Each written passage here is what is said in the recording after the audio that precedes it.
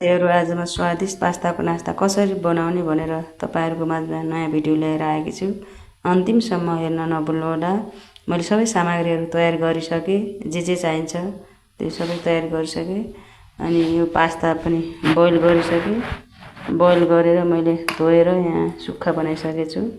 अनि यहाँ बीचमा मैले तिल तताउन लगाइरहेको छु।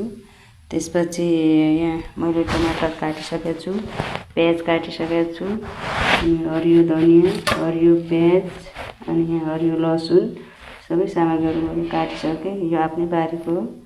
अब तपाईहरु यतै गर्नु होला। अब यहाँ पनि अब बास्ना आइरह। म प्याज हाल्छु फर्स्टमा।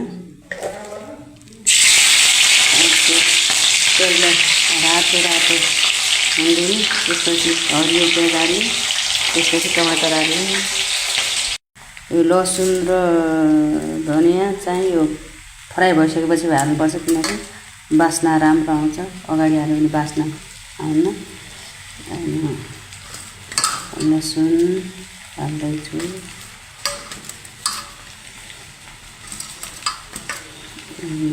धनिया पनि हाल्दैछु।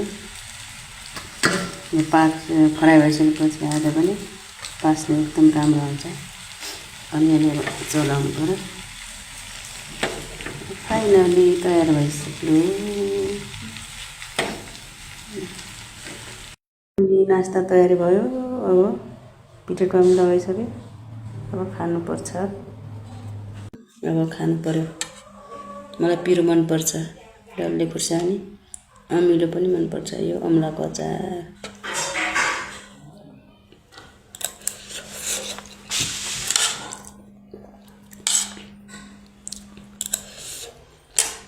एकदम स्वादिलो।